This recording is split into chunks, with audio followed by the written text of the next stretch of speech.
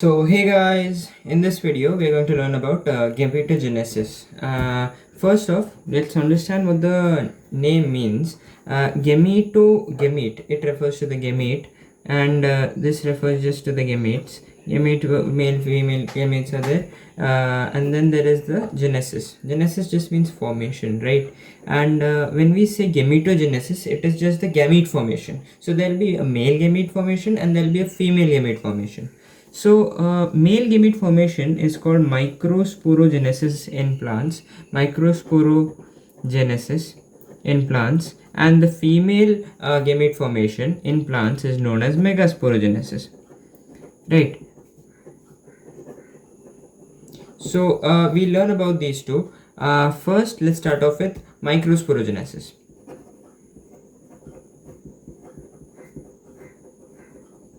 Right, already by the name we understand that the male gamete is very small, gametophyte. It has a very small gametophyte.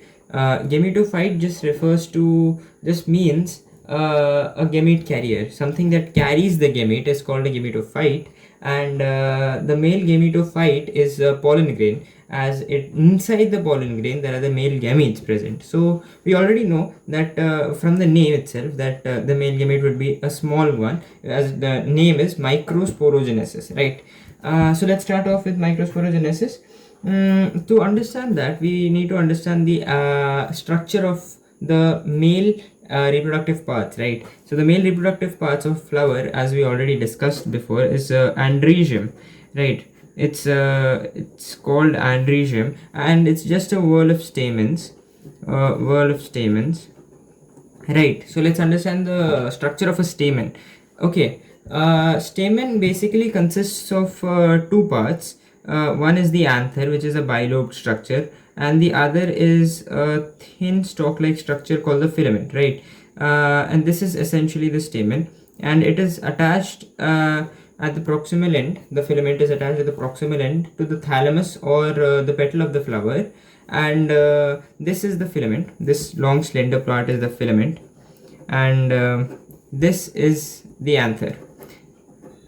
As we can see, anther is what consists of two parts, right? We can see that there are two lobes on the anther.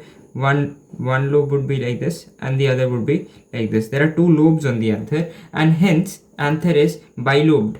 The structure of anther is bilobed. It has a bilobed structure, and in each of the lobes in the anther, in each of the lobes, there are two thecas. Which are separated by this crease or a groove which runs longitudinally along the anther, right? And this line is also present on the other lobe, right? It would be like this, but you can't see it because it's on the other side of the surface, right? And then this line which differentiates the two theca is called the line of dehiscence. There are two lines of dehiscence because there are two lobes, right, and four thecas. So this is called the line of dehiscence, and dehiscence just means splitting or bursting. So basically, when the anther is mature, it consists of, like, it contains thousands of pollen grains, right? So now it needs to release. Now the anther needs to release the pollen, right? So to release the pollen, it will dehisce or split or burst open. The anther will burst open so that it can release the pollen into the air, so that the pollen can reach the female gametes, right? So this is the line of dehiscence, and this is where the dehiscence happens from. The splitting or opening happens from where the pollen grain can be released. And there is another line on like this on the other lobe. So anther, we'll study the structure of an anther. Anther is basically bilobed.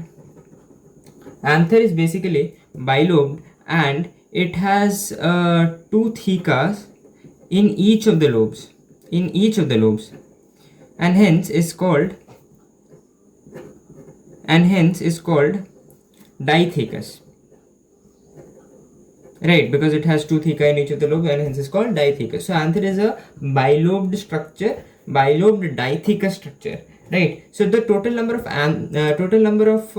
thecas in an anther would be 4. There are 4 thecas in an anther, but there are only 2 lobes, as there are 2 thecas in each lobe, right? And then when we see the three-dimensional, when we cut it like this, like if we cut it like this and we see the three-dimensional image, we see that anther has 4 sides and it is a tetragonal structure. It has a tetragonal structure, and each of the corners of this tetragon is actually occupied by something that is called a microsporangium, right? So there are 4 microsporangiums on each of the corner of this tetragonal structure, right? Microsporangium.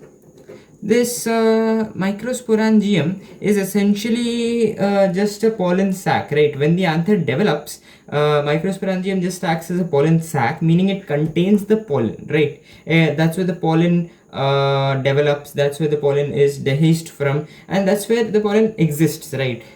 Before the anther dehisces. So let's understand the structure of this microsporangium. Microsporangium actually just has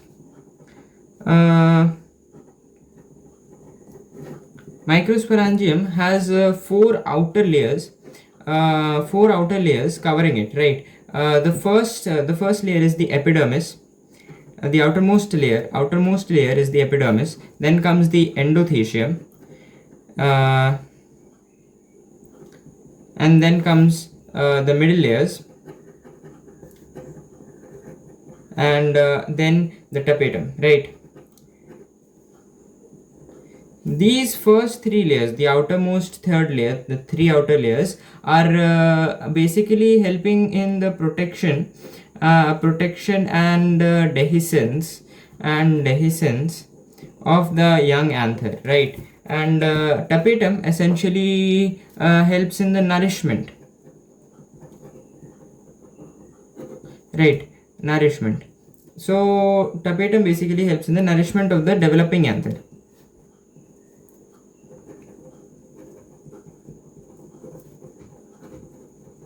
Right. So basically this is the structure of a microsporangium. It has a circular outline. It's almost like a circular outline. It has a circular outline. So basically when we take a 3-dimensional section of this anther, we will see that it has a tetragonal structure, something like this, and we will see that there are microsporangium present on each of the corners of the tetragon, and there are 4 layers over here, right? You can just make 4 layers. It's difficult here, but there are 4 layers over here. The middlemost layer is the innermost layer is the tapetum, and the outermost layer is the epidermis, then the endothecium, then middle layers, right?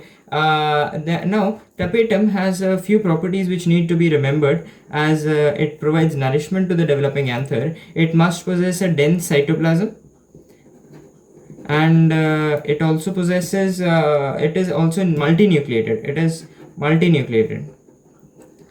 So this is the microstructure of a microsporangium. It has 4 layers. So basically you understood what the whole process is all about, right? Anther, we learned about gametogenesis, microsporogenesis. We learned about androecium, which is a wall of stamen. Then we learned about the structure of a stamen, which consists of an anther and a filament. And we studied about studied how the filament is attached to the proximal end of the filament is attached to the thalamus or petal of the flower. Then we learned about how the anther is a bilobed structure having 2 theca in each lobe, and hence is called dithecous. This is a very important word. Like whenever they ask you to describe anther, you are supposed to say that anther is a bilobed dithecous structure, is a bilobed dithecous tetragonal structure, and each of the corners of the tetragon is occupied by a microsporangium. And then you can talk about the structure of a microsporangium, which has 4 outer layers: the epidermis, endothecium, middle layers, and tapetum. And the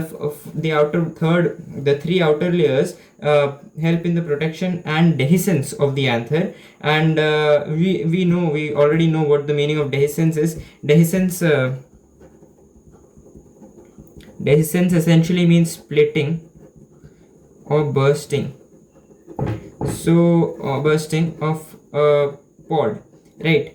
So basically, when the anther is full, of pollen, it needs to open, right, so that the pollen can actually go outside and like go to the female gamete, right? So hence this is the, it's called dehiscence. So like this is the line of dehiscence, and don't confuse yourself between the line of dehiscence and the line between the two lobes, right? The line between the two lobes, which is this line, I hope you can see this line. This line is the line between the two lobes, right? That is a different line that just differentiates the lobes. The line which differentiates the two theca, the longitudinal groove that runs along longitudinally, that differentiates the two theca, this line is what the line of dehiscence is, right? Now we'll understand a bit more about microsporangium, right? Let me just change the page. So now we learn about now that we've already learned about the structure of microsporangium, we need to know that when the anther is young, listen to this line carefully. It is all very important to differentiate between when the anther is young and when the anther is matured, because when the anther is matured, it dehydrates, right? It dehydrates. But when the anther is young, there is a lot of fluid. As I already said, tapetum has a dense cytoplasm. It is multinucleated, so you might assume that it is very fluid. It has more fluid when compared to the anther that is a mature anther, right? So when the anther is young, the center of each microsporangium, the center of each microsporangium that we have already learned is present on the corners of tetragone of the anther. The center of each microsporangium is actually occupied by a group of homogeneous cells called the sporogenous tissue, and this is this sporogenous tissue, and this tissue is a myocyte. This term I don't think is there in the textbook, but it's very important for you to know what a myocyte is. So myocyte is basically a cell that undergoes meiosis to produce gamete, right? A cell that undergoes meiosis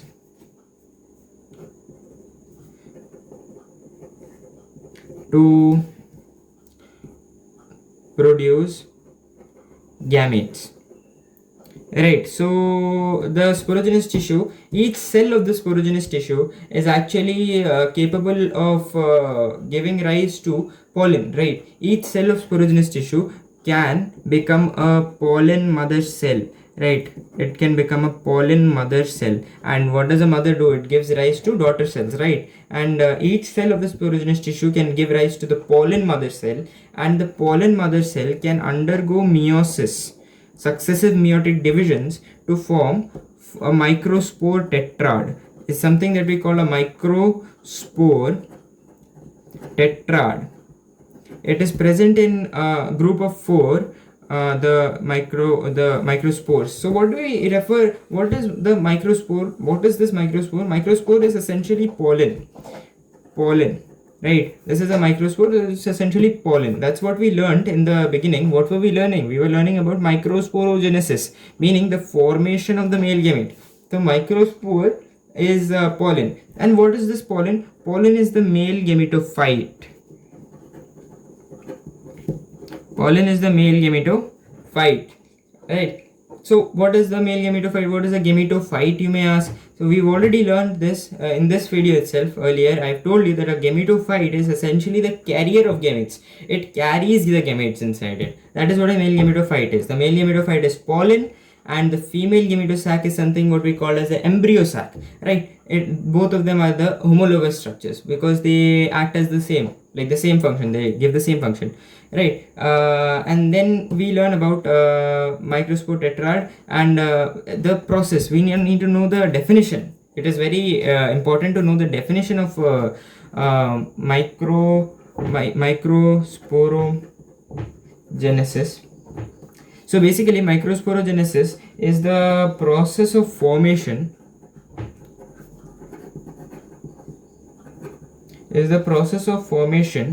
of pollen grain, which is obviously the microspore, from the pollen mother cell. And what is this pollen mother cell? Each cell of the sporogenous tissue can act as a pollen mother cell. So a pollen mother cell, which is also called PMC in a short form, through meiosis, right? Through meiosis. So now it all makes sense, right? Now the process of formation of pollen grain from the pollen mother cells through meiosis. Now you know why I called the sporogenous tissue as a meiocyte, because it undergoes meiosis to produce gametes. That is what is happening over here. It undergoes meiosis. The pollen mother cell undergoes meiosis to produce pollen grain. Although pollen grain is not technically the gamete, it is the gametophyte, but inside the gametophyte there are gametes, no? So that also is produced by the pollen mother cell itself, and hence we call pollen mother cell a meiocyte.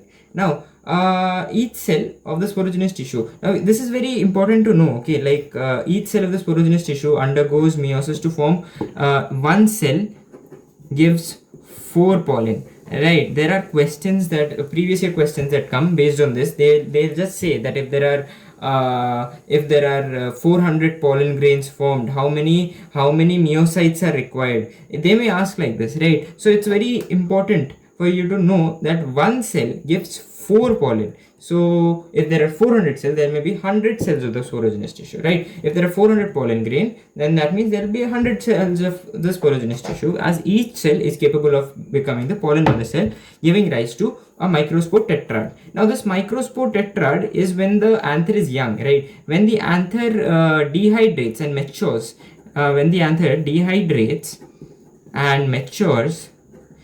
these cells, these microspore tetrad, the microspores in this microspore tetrad, they separate, right? They separate and they form individual microspores or pollen grain, right? And then there is the dehiscence of the anther, and the pollen grain are released into the air so that they can reach the female gamete, right? Now let's learn about after this we learn about the transfer of male gametes to the female gametes, which is called pollination, right? So till now we understood what microsporogenesis is, and we understood the structure of androecium. Now we'll continue pollination in the next video.